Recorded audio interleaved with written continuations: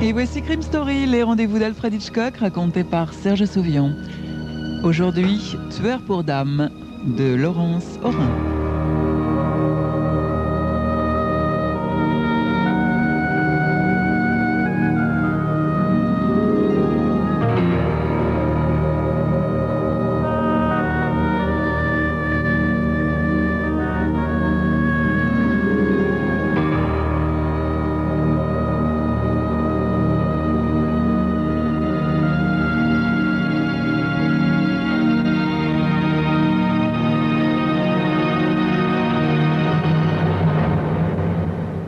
D'une grosse main un peu tremblante, Allen Drum saisit l'enveloppe blanche que Marie-Lys, sa secrétaire, venait de poser sur son bureau. Il n'y avait pas d'en-tête, mais seulement le mot « personnel » gravé sur le coin inférieur gauche. Avant même de décacheter le pli, Allen savait qu'il provenait de l'agence de détectives privés qu'il avait chargé de cette enquête. Le rapport de l'agence était bref et confirmait les pires soupçons d'Allen. En effet, il y était indiqué que par 2 fois au cours du mois écoulé, Madame Drum et un jeune homme du nom de Scott Bauer s'étaient rendus avec la voiture de Bauer dans une station balnéaire située à environ 65 km plus au nord. Dans un motel un peu écarté, il s'était fait inscrire sous les noms de Monsieur et Madame S. Brown de Los Angeles et avait passé le week-end ensemble. Allen ôta ses lunettes et déchira soigneusement la lettre et l'enveloppe en petits morceaux qu'il déposa au fond d'un énorme cendrier et qu'il enflamma à l'aide de son briquet. Monsieur et Madame Brown. Ce que ce pauvre Scott pouvait être vieux jeu. Il aurait pensé que son neveu avait plus d'imagination que cela. Si Allen avait eu seulement la moitié de l'âge qu'il avait, il aurait pu envier à Scott son existence aisée et insouciante de jeune célibataire. C'était un plaisir qu'il n'avait jamais eu l'occasion de goûter. Il est vrai qu'il n'avait jamais connu les mêmes avantages. Voiture de sport luisante et racée, appartement luxueux dans un quartier chic de la ville et par-dessus le marché, ce bon oncle Allen, dont la fortune servait à lui assurer les meilleurs aspects de son existence dorée. La nature avait également gâté Scott, avec son visage hâlé surmonté d'une épaisse tignasse brune et bouclée, et son sourire vif et éclatant. Allen comprenait pourquoi toutes les femmes le trouvaient irrésistible. Quant à lui, Allen, il était presque chauve depuis l'âge de 25 ans et son visage, taillé à coups de serpe, n'était pas précisément séduisant. Même dans ses meilleures années, avec sa silhouette trapue et ses jambes trop courtes pour son torse bombé, il aurait difficilement pu passer pour un bourreau des cœurs. Doté d'une éducation médiocre et d'une fortune encore plus insuffisante, il avait dû lutter âprement pendant toutes ses meilleures années pour parvenir à la tête de la société de construction qui portait son nom.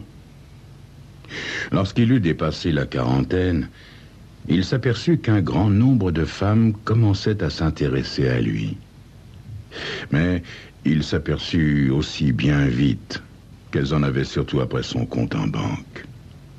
Pas une seule fois, lorsqu'il s'était épris de Margaret et l'avait épousée, il n'avait supposé que c'étaient ses propres attributs physiques qui avaient amené une femme qui faisait à peine la moitié de son âge à partager sa table et sa couche. Un jour, se disait-il, il lui faudrait se résigner à céder la place à quelqu'un de plus jeune et peut-être plus riche. Mais pas tout de suite, décida-t-il, assis dans le calme douillet de son bureau.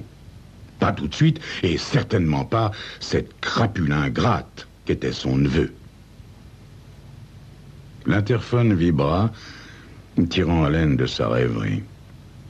Avant de répondre à sa secrétaire, il jeta un coup d'œil au calendrier et à sa montre. Vendredi 19 novembre, 15h50. Margaret ne perdait pas de temps. De mauvaise grâce, il allongea la main vers l'appareil. « Oui, Marilys ? Madame Drum voudrait vous parler, monsieur. Elle est sur la 3. »« Merci, Marilys. » Il coupa l'interphone. « Allô, Margaret ? » ?»« Oh, Allen !» La voix de Margaret était altérée par l'émotion.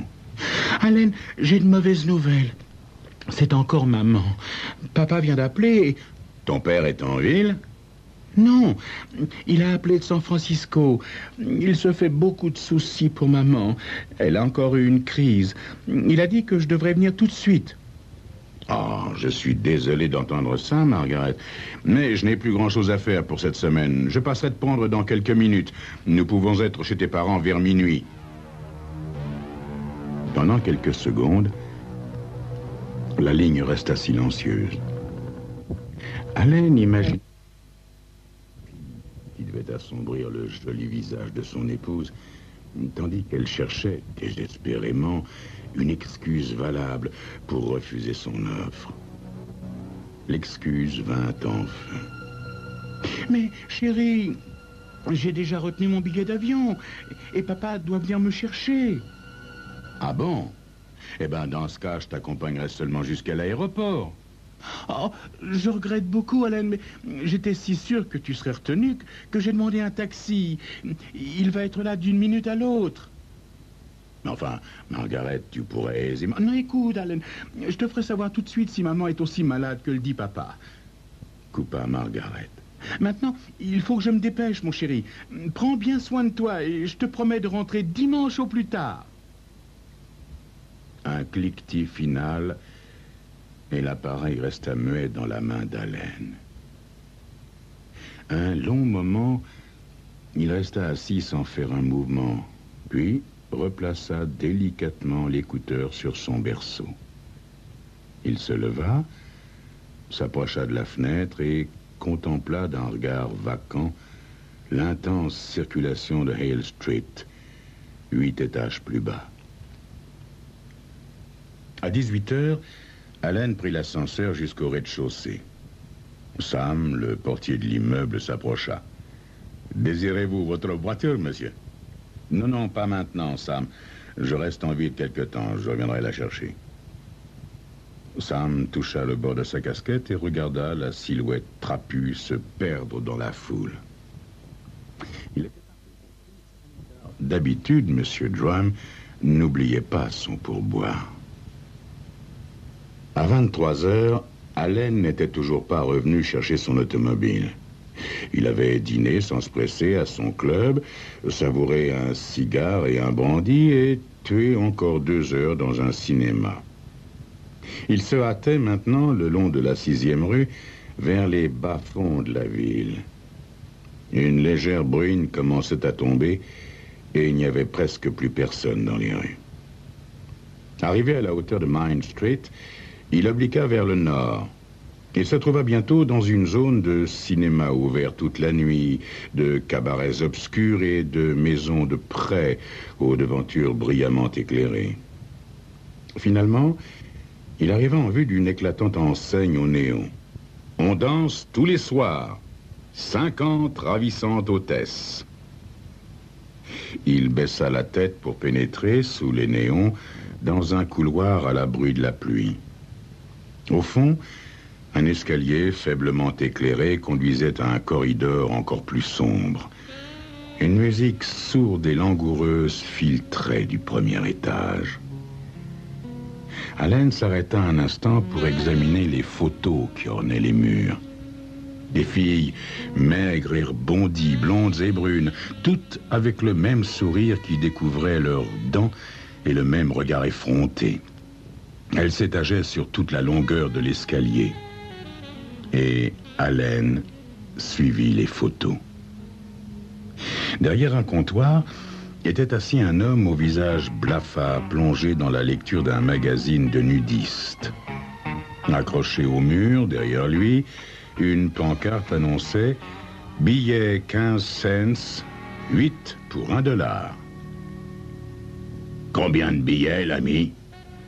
demanda-t-il en s'arrachant à regret aux illustrations de son magazine. « J'en prendrai pour $5, s'il vous plaît. » De l'autre côté de la tenture qui en masquait l'entrée, la salle de dancing était à peine éclairée. L'atmosphère était saturée d'une odeur de fumée âcre et de bière éventée à laquelle se mêlaient des effluves de désinfectants provenant des toilettes. Devant la piste de danse, l'estrade, se trouvait une petite formation, trompette, piano et batterie. Toutes les minutes, le batteur interrompait la musique d'un roulement de ses baguettes. « Fin du morceau !» Sur la droite d'Allen, derrière une robuste barre d'appui, se trouvait un petit bar et quelques tables recouvertes de nappes rouges, et pour le moment inoccupées. On n'accédait au bar que par la piste de danse. Le long du mur opposé se trouvait un assortiment de filles de toutes formes et de toutes tailles, vêtues de robes de soirée décolletées et au corsage pareillement serré. Elle considérait Allen d'un regard engageant. Il traversa la piste dans leur direction. L'une d'elles, grande et brune, s'avança vers lui en se déhanchant, accompagnée d'une odeur assez forte de jasmin.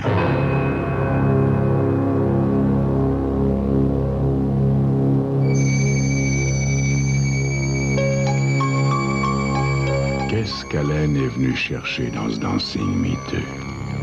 Une fille?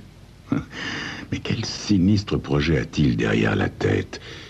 C'est ce que vous saurez dans quelques instants.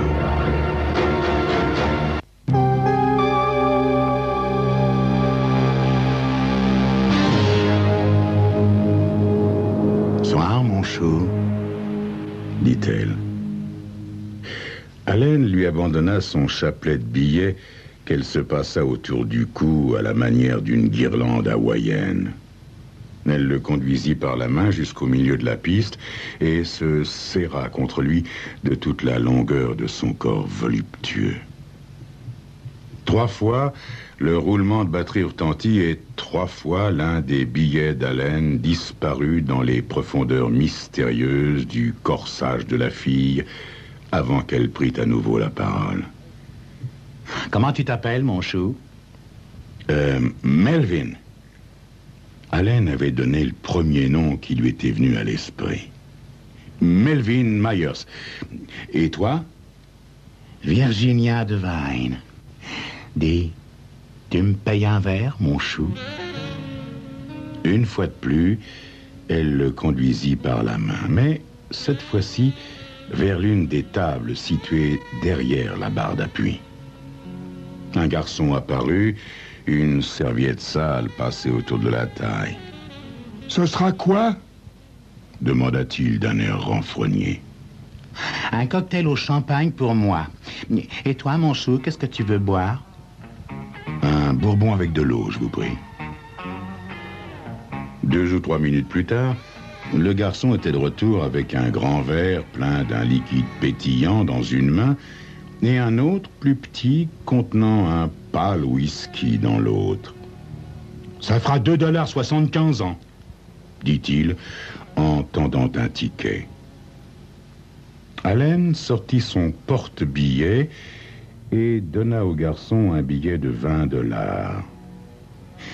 La lueur de convoitise qui avait éclairé le visage de sa compagne quand il avait sorti la liasse de banquenotes ne lui échappa guère.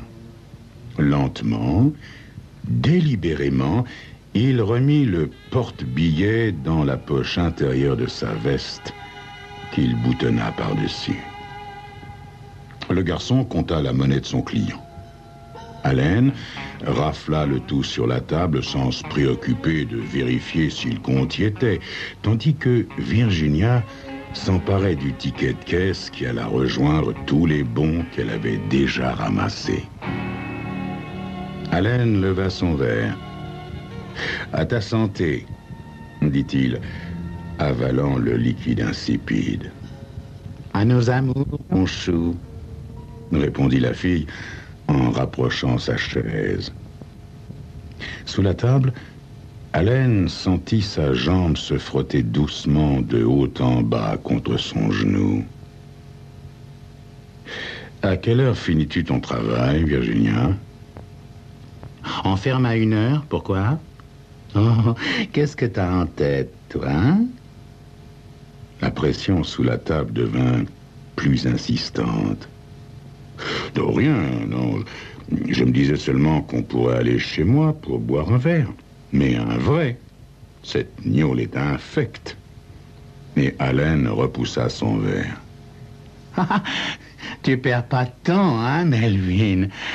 Mais, je sais pas, nous ne sommes pas censés accepter des rendez-vous des clients. Tu parles, songea Allen, qui ajouta tout haut, voyons, nous ne sommes pas obligés de nous en aller ensemble. Je pourrais très bien partir le premier et tout préparer chez moi en attendant que tu termines ton boulot. Je te donnerai de l'argent pour le taxi. Je sais pas, répéta Virginia. Est-ce que t'es sûr qu'on sera seul chez toi? T'as pas une femme ou quelqu'un qui pourrait venir à l'improviste? Non, non, Virginia, ne t'en fais pas. Il n'y aura que toi et moi. Alors, qu'est-ce que tu en dis? Eh ben, d'accord, j'accepte. Parfait. Allen sortit à nouveau son porte-billet, laissant la fille en repaître avidement son regard. Il écrivit l'adresse sur une feuille de papier et la glissa avec un autre billet de $20 dans une main empressée. Et n'oublie pas, Virginia, n'oublie pas qu'il y en a encore beaucoup là d'où ça vient, dit-il en repoussant sa chaise et en se levant. Le préposé au billet d'entrée, toujours plongé dans la lecture de son magazine, ne leva même pas les yeux lorsqu'Allen passa devant lui.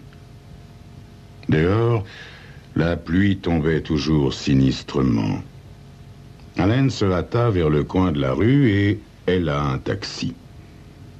Un quart d'heure plus tard, il avait récupéré sa voiture et roulait en direction des quartiers chics de Westlake. Un feu ronflant dans la cheminée dissipait la froideur du living room obscur. Allen jeta un coup d'œil à sa montre. 1h moins le quart. Dans 3 quarts d'heure environ, Virginia serait ici. Un instant, Allen espéra qu'elle ne viendrait pas. Puis, il pensa à Margaret et à Scott, et il sut qu'il devrait aller jusqu'au bout. Il resta assis à contempler la lueur vacillante des flammes, et, avant qu'il ait pu se rendre compte que le temps avait passé, il entendit un léger coup à la porte. Il alla ouvrir, et une senteur de jasmin envahit l'atmosphère. Le lendemain, samedi, le temps fut maussade et pluvieux. Mais le dimanche fut une très belle journée ensoleillée et Allen passa l'après-midi à son club de golf. Lorsqu'il rentra, Margaret l'attendait. Avec force détail, elle lui dit tout sur la maladie de sa mère et la façon dont sa visite avait été appréciée. Allen admira la désinvolture avec laquelle Margaret lui racontait tous ses mensonges. Il était honteux de s'être senti si coupable pour sa propre faute. Enfin, la longue et embarrassante soirée se termina. Lundi à 8h, Allen prit place à la table du petit déjeuner en face de sa femme. Comme d'habitude, le journal du matin était posé devant lui. Tout en buvant son café, il parcourut rapidement les titres. Soudain, Margaret l'entendit pousser une exclamation de surprise. « Oh!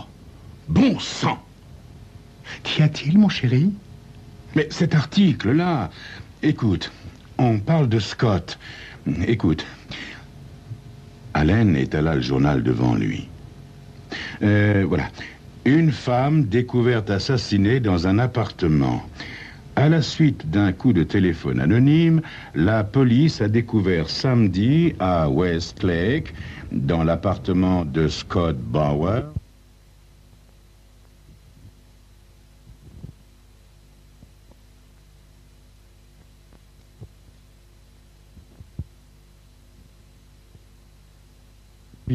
lorsque son corps fut découvert vers 8 heures du matin. La police n'ayant pu retrouver Scott Bauer, la nouvelle du meurtre ne fut divulguée qu'hier soir, au moment où Scott Bauer était appréhendé en rentrant de chez lui. N'ayant pas été en mesure de fournir un alibi pour la nuit de vendredi à samedi, Scott Bauer a été inculpé d'assassinat. Allen reposa le journal et leva les yeux vers le visage décomposé de sa femme. Elle ne fit aucun commentaire, mais se leva et sortit précipitamment. Visiblement, la nouvelle avait produit sur elle un certain effet.